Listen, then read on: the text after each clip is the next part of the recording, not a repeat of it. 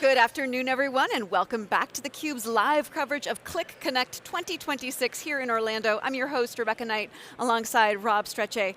Rob, this is a really important segment. We're going to be talking about the crisis of human trafficking and what Qlik and other organizations are doing to be part of the solution. Yeah, I love this, and I think it is being solution focused and looking towards the future and how we really not just sweep this under the rug anymore, but really solve for the problem. Exactly, so, yeah. exactly. So with that, I would like to introduce our next guest. We have Julie Kay, VP Sustainability and DE&I Executive Director of Qlik.org. Thank you so much for coming on the show, Julie. Thank you for having me. And Ashleigh Chapman, founder and CEO of Engage Together, among other organizations. Yes, excited to be here. Yeah, so tell our viewers a little bit about Engage Together. This is a cause you are passionate about and you've been working on since the tender age of 11. Yes, that's right. Say more. Well, when I was 11, my family took into our care 3 children who'd been impacted by this level of exploitation and trauma. And I just couldn't wrap my mind around how our community had failed at this level to protect these children. Why it was so hard to keep them safe after they were removed from the situation. And I'm happy to say they were removed and in our care for many months and then all adopted together. But I dedicated my life to trying to figure out what are the solutions you build that will help communities heal what's broken that allows this to occur, and how do we prevent it from ever happening in the first place. That I dedicated my life to it at that moment. It's the only thing I've woken up to pursue since, but 25 years in the field as a human rights lawyer today. Wow. So, I mean, one of the things is awareness is definitely growing on this problem, but a lot of the engagement and actions is really fragmented. Yeah. What is it that you think that better data and data integration could really do to help move this further faster? Well, you just gave the history of Engage Together, right? So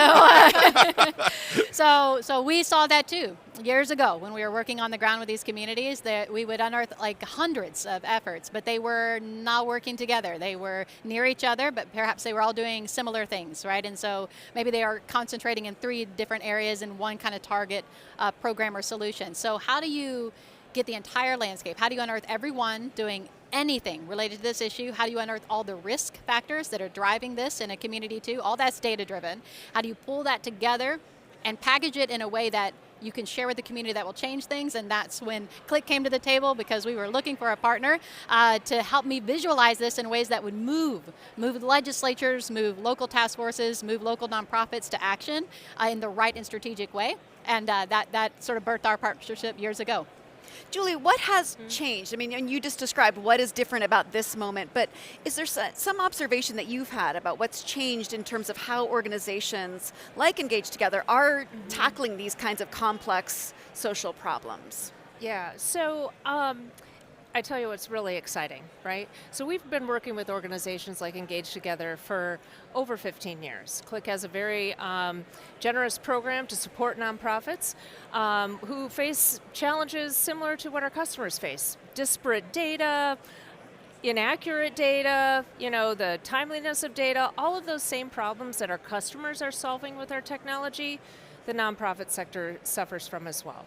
So whether we were the right solution at the right time or what have you, working with organizations like Engage Together who are working to bring data together, right, which is something that the Qlik platform happens to be very good at, and then bring the kind of the issue to light is really our bread and butter.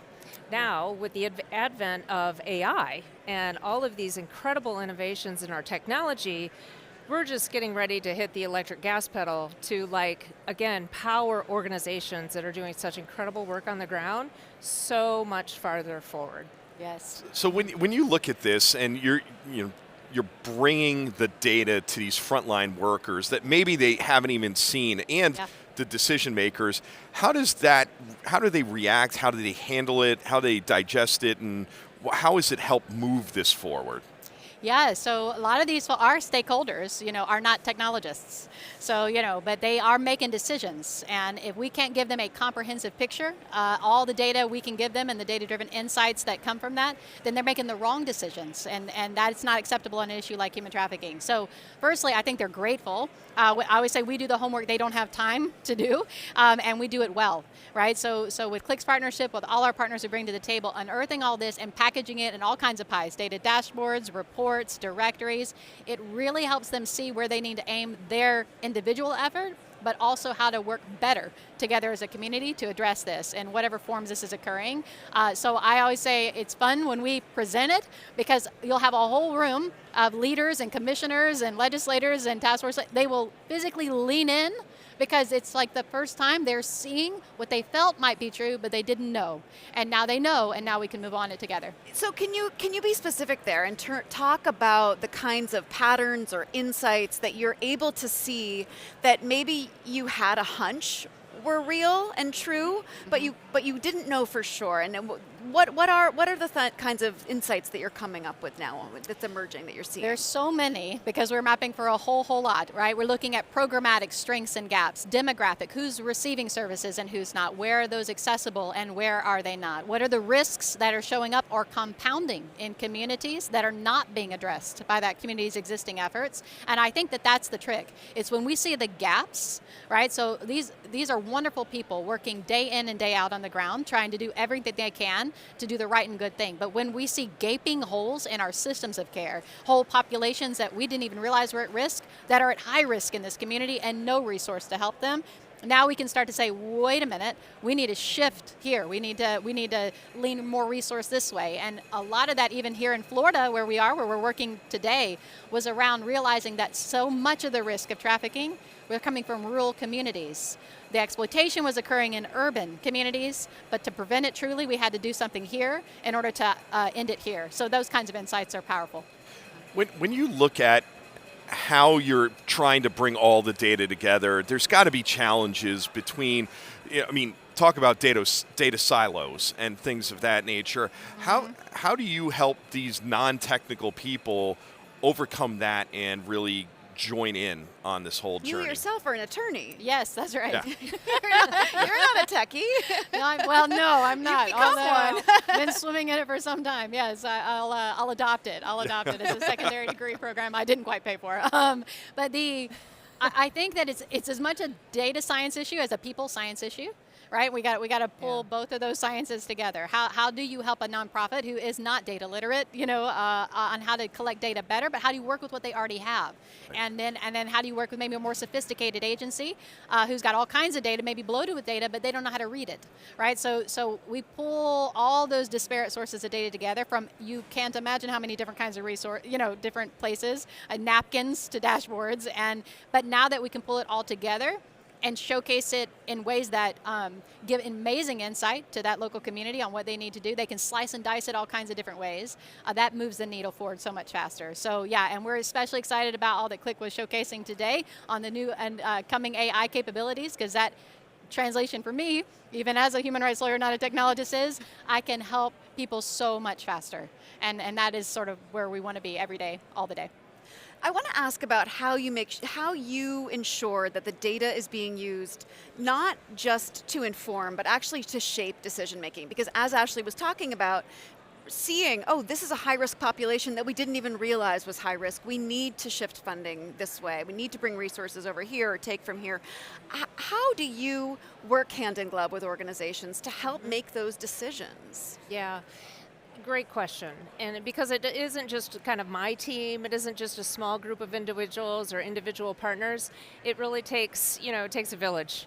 And so we're just blessed with kind of partners, customers, colleagues that come to the table, lend their expertise, which has been built in helping businesses transform in these similar ways, and now apply their skills to actually some of these societal problems. So it really becomes a true collaboration effort between a Qlik partner, a Qlik customer potentially, Qlik, as well as a nonprofit, and even a university. Ashleigh has university students that are stepping in to help collect some of the data. So now empowering them with tools like Qlik, we can move even faster. So, we again, it's not a checkbox for us. We're not looking to support this number of nonprofits, we want to support organizations that really get data and use data at the forefront of driving their mission forward. And Engage Together is just a perfect example of that. Well, and just describing the kinds of learnings that take place, I'm imagining you can also apply things that you've learned with Engage Together to other nonprofits that you work with. Exactly. And as an example, a few years back, I remember when we were developing our mobile capabilities. So to serve a CEO who is on a plane with some data who might not have access to Wi-Fi, right? A problem of 1 or 2 hours. Now we all have Wi-Fi in airplanes, but back in the day we didn't. So we were developing that component of our technology, and at the same time, I was working with the United Nations Department of Peacekeeping, who needed offline access for data in the Democratic Republic of the Congo, in the DRC. A far more strenuous task, providing data to peacekeepers, than potentially a CEO on an airplane for a couple of hours. We leveraged their kind of wish list of what they needed the technology to do to develop our new technology in Qlik. So we do consider it a true partnership where we get feedback from the nonprofits to understand how we can make our technology better for then our customers. Okay. So we really try to make this a whole 360-degree opportunity. Yeah, and it's being celebrated as they go by, but that's the Savannah Bananas drumline going here to celebrate, but I just look at it and go, it's so important, the work that you can do with the community and how you bring that together and help a lot of these organizations. To me, it seems, do you see that? I mean, that's unique to Qlik from a lot of other companies I've seen out there. And does that help you build on that with that community? Absolutely. And you know, a lot of companies have incredible corporate social responsibility programs where they engage in opportunities, they might volunteer for various nonprofits, they might donate funds, financial assistance. You know, for us, our greatest asset is our software. So when we can actually leverage our software for good, that makes the whole company proud, right? Like anybody that works for Qlik knows we're doing good things with our software because of this program. Oh. Well. So, Ashleigh, where do you decide to focus first when you're looking at your priorities like identification, labor trafficking, survival services? Where do you decide to focus? Because they're all important, they all need to be solved. I love that question. We do all of it, all at the same time. And the reason for that is the way we go about it and the fact that we can. You know what I mean? Like in 2026, with our data capabilities and technological capabilities, we can. So I always say, when we're coming to town, we're looking at labor and sex trafficking of adults and children, foreign nationals and citizens, as well as your at-risk populations. We'll unearth all of it. Now we can slice and dice it in different ways so that if you're passionate about youth, I can produce a report for you on youth. But every soul matters, that's where we come from. And so we're gonna look at all of it, all at the same time, and create a plan to address every bit of it. This has been a really terrific conversation. I've learned so much. I really appreciate both of you for coming on theCUBE. Thank you. Appreciate the work you're doing. This is so important, very much. Tech for good. Thank you. Thank you. Thank you. Stay tuned for more of theCUBE's live coverage of Qlik Connect 2026. I'm Rebecca Knight for Rob Strechay.